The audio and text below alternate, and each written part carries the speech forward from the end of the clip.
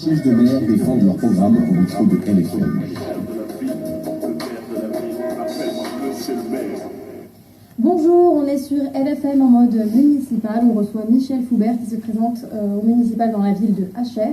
Vous êtes candidate soutenue par le Parti communiste français, la Nouvelle Donne, Europe Écologie Les Verts, le Mouvement Génération ou encore le Parti socialiste. C'est exact. Bonjour Michel Foubert, merci d'avoir accepté notre invitation. Bonjour LFM, merci de m'avoir invité.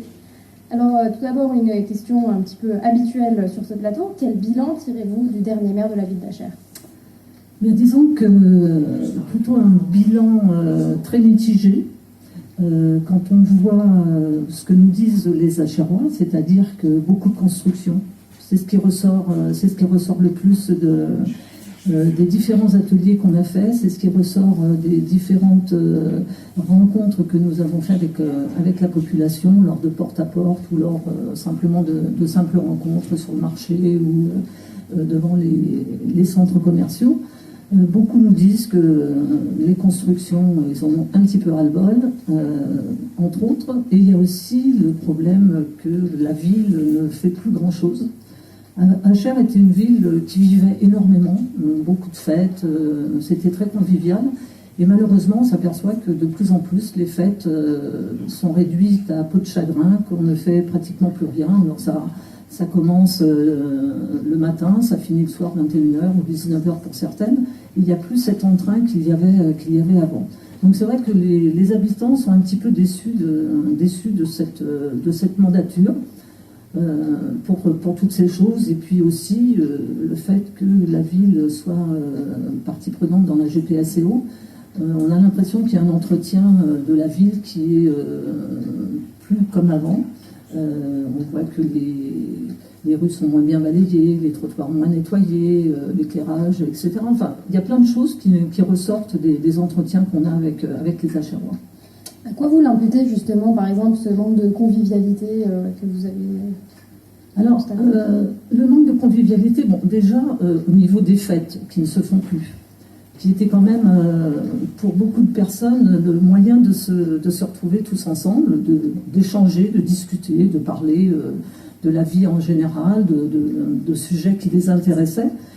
Et puis, j'ai l'impression aussi qu'on a un peu ghettoisé la ville, c'est-à-dire que on a fait des quartiers qui ne se connaissent plus entre eux pratiquement. Donc, il n'y a plus cette espèce de rassemblement qu'il pouvait y avoir avant dans les quartiers, où les gens venaient, il y avait une fête, tous les quartiers se réunissaient.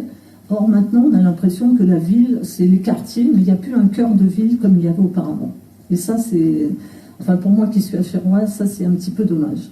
Est-ce que c'est de la responsabilité du maire exclusivement que de remédier à ce type de problème ? Oui, je pense que le maire est là justement pour tous les habitants.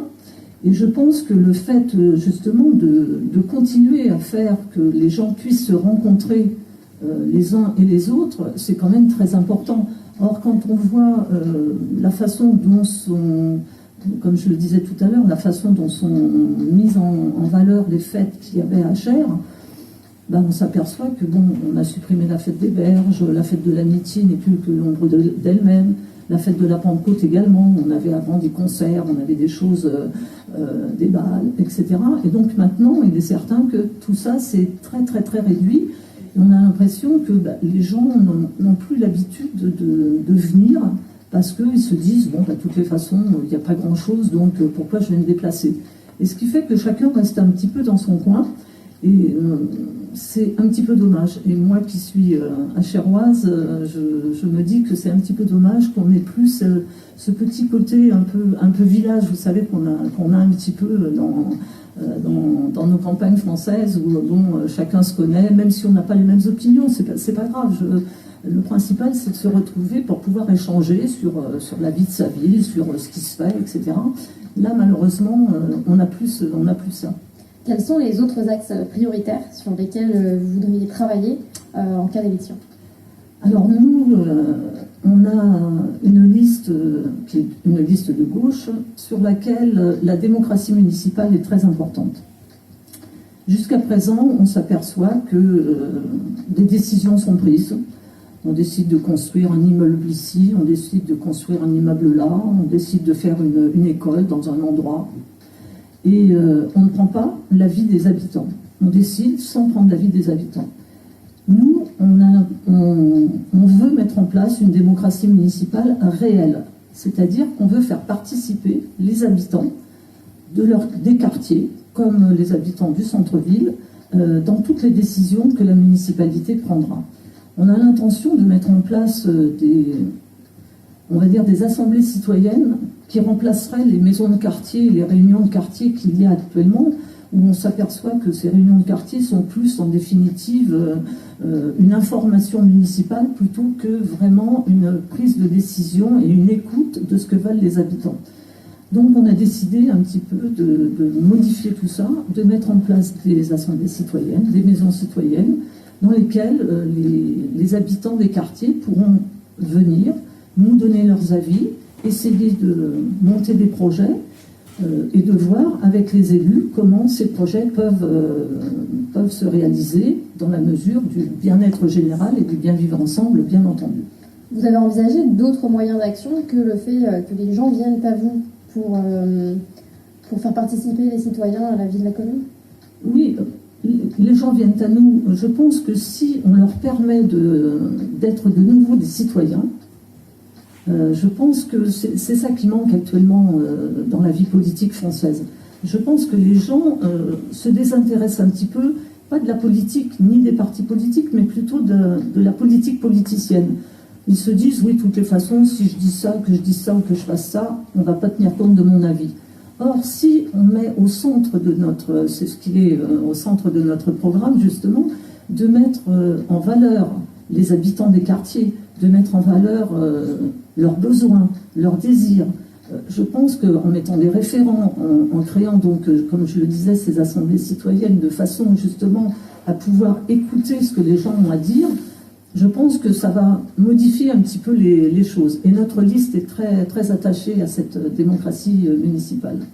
Comment s'est passée la campagne? J'imagine que c'est aussi un moment privilégié pour écouter les demandes des citoyens. Tout à fait. Comment s'est passée cette campagne 2020? Écoutez, ça se passe très bien. Nous avons mis en fait nos pensées et nos actes en accord, puisque nous avons fait des ateliers participatifs avec des thèmes différents, de façon à justement recueillir les désirata des habitants pour pouvoir mettre dans notre programme ce que les habitants avaient envie de voir. Et ces ateliers participatifs ont été une source d'inspiration, une source d'idées aussi, parce que on a peut-être, nous, bien sûr, des idées sur certaines choses, mais quand vous êtes au contact des habitants, ce qui vous paraît peut-être à vous très important ne paraît peut-être pas forcément plus important à un habitant. Donc ça a été très très intéressant. Ça nous a permis aussi de rencontrer des futurs candidats, puisqu'on a, grâce à ces ateliers participatifs, nous avons des candidats, des personnes qui nous ont rejoints sur la liste. Et donc ça a été évidemment pour nous quelque chose on va dire, de formidable. Achir, c'est une ville avec une part importante de population relativement jeune. Oui, c'est vrai. Que comptez-vous faire pour cibler par exemple, je pense aux 0-14 ans, oui. Étant donné que c'est vraiment dans les pouvoirs du maire de s'occuper du temps périscolaire, de l'ouverture et de la fermeture des écoles. Oui. Qu'est-ce que vous comptez faire? Alors, c'est vrai que je vais mettre mes lunettes pour mieux voir, c'est vrai que la politique de l'enfant, c'est très important. En direction des jeunes, c'est très important. Comme vous l'avez dit, la population d'Achères est très jeune. Il y a environ, je pense, 22% de la population achéroise qui a moins de 15 ans. Ce qui fait quand même une population qui a des besoins. Les parents, les jeunes ont des besoins. Donc on a une politique, on veut mettre une politique de l'enfance en place, déjà au niveau de l'accueil des plus petits, au niveau des crèches et des maternelles déjà. Ensuite, tout ce qui suit sur le projet éducatif global, avec des classes de découverte, avec des accueils périscolaires pour que les jeunes puissent avoir des activités. en direction on va dire des adolescents, des 14 ans. Bon, ben déjà, ça commence déjà à vouloir être un petit peu indépendant, ce qui est normal. Créer des lieux de rencontre de façon à ce que ces jeunes puissent arriver à faire quelque chose, à se trouver ensemble, à discuter ensemble, à peut-être aussi échanger ce qu'ils ont envie de faire de leur temps, parce que bon, quand on est jeune, on a souvent envie de faire autre chose que ce que les parents ont envie que l'on fasse. Donc c'est important. La politique de l'enfance est très important. Et ce projet global d'éducation, c'est quand même pour nous une priorité. Est-ce que c'est possible en tant que maire aujourd'hui de par exemple avoir un impact sur des sujets comme l'emploi, comme la mobilité ? Alors, c'est sur la mobilité, oui, sur l'emploi, bien sûr, on est une liste de gauche, je vous rappelle, et donc on doit être à l'écoute des concitoyens, de nos concitoyens qui ont des problèmes d'emploi. Malheureusement, à Cher, il y a un très fort taux de chômage, comme vous le savez, et donc c'est vrai que de ce point de vue-là, le maire et la municipalité peuvent aider dans la recherche d'emploi, les personnes qui malheureusement se trouvent dans cette situation. On peut aussi être à l'écoute. On peut aussi se battre justement pour que les entreprises aux alentours ne créent pas de chômage. Quand on voit ce qui se passe à PSA par exemple, où bon, on supprime les intérimaires, on supprime certains emplois. Je pense qu'une mairie de gauche, le maire qui est un maire de gauche, doit avoir comme priorité de défendre les salariés et donc les habitants de sa ville. Au niveau de la mobilité, on a beaucoup de problèmes au niveau des transports. On s'aperçoit que de plus en plus, les personnes qui rentrent tard le soir, par exemple, n'ont pas de bus pour rentrer chez eux. Ce qui est important, c'est qu'on puisse avoir des transports pour tout le monde. On a dans notre liste le but d'instaurer des transports gratuits pour tout le monde. Alors, dans un premier temps, peut-être voir pour les personnes en difficulté, les personnes qui n'ont pas de moyens, les personnes qui sont au chômage, mais en règle générale, ensuite, l'instaurer pour tous les habitants, y compris pour les personnes âgées qui, malheureusement, peuvent aller d'un quartier à l'autre et qui, pour l'instant, ont ce genre de problème.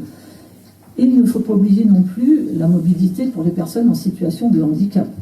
C'est quand même très très important. Vous avez quand même des personnes qui, malheureusement, ont des problèmes pour se déplacer, quel que soit le problème, et qui, au jour d'aujourd'hui, pour certaines, sont confinées dans leurs appartements parce que y a un ascenseur, d'accord, mais après il y a des escaliers à descendre. Ça aussi, c'est un travail que l'on veut faire avec les bailleurs sociaux, de façon justement à leur demander de mettre en place des accès pour les personnes en situation de handicap ou en mobilité réduite. Comme pour les services municipaux, on devrait pouvoir accéder à tous les services municipaux si on est en fauteuil ou pas en fauteuil. Il y a une autre liste de gauche qui se présente à l'élection. Qu'est-ce qui vous distingue du projet mené par Alain Outreman ? Alors, personnellement, je pense que la seule liste de gauche qui existe sur HR, c'est la nôtre. Depuis le début, nous n'avançons pas masqués. Nous avançons avec les soutiens que l'on a, c'est-à-dire les partis politiques que vous avez cités tout à l'heure, le Parti communiste, Génération S, le Parti socialiste, Nouvelle Donne, les radicaux de gauche, Europe Écologie Les Verts, qui, dès le départ, ont apporté leur soutien. Et je pense que la différence avec la liste, sans vouloir faire de polémique, M. Outreman me dit qu'il est apolitique. Il se déclare apolitique. Donc je pense que la seule liste de gauche qui existe sur HR, c'est la nôtre. Nous, au moins, on affiche nos valeurs, on affiche nos idées.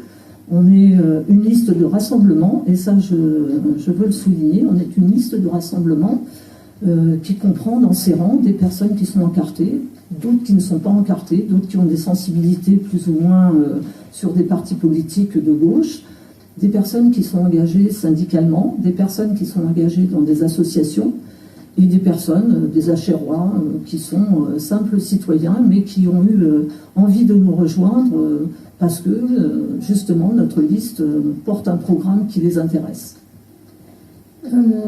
En cas de victoire, en cas de présence au conseil municipal, vous êtes prête à travailler avec différents partis? Différents partis. Ben, écoutez, déjà on va attendre le résultat du 15 mars, parce que c'est déjà cette journée-là et ce résultat-là qui va conditionner tout le reste. Donc on va attendre de voir ce qui va se passer le 15 mars, et puis ensuite on prendra les décisions qu'il faudra prendre pour le bien-être des Achérois, des habitants d'Achères, parce que pour nous c'est ce qui compte le plus. Vous avez mentionné les problèmes d'urbanisation également, c'est l'une des prérogatives de la mairie. Vous comptez faire quoi de ce point de vue-là? Ben déjà, peut-être arrêter un peu les constructions. Alors je sais que ça a déjà été dit, mais c'est vrai que c'est un petit peu dommage de voir un petit peu partout dans Achères des terrains où il y avait des garages, où il y avait même des maisons qui ne sont plus habitées, être démolis pour construire des appartements.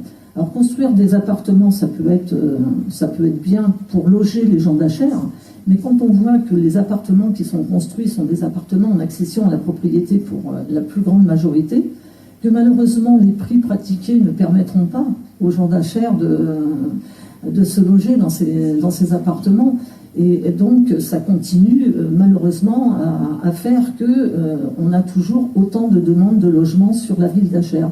Et ça, je trouve que c'est un petit peu dommage. Il y aurait peut-être une politique à mener sur le logement, mais une politique complètement différente.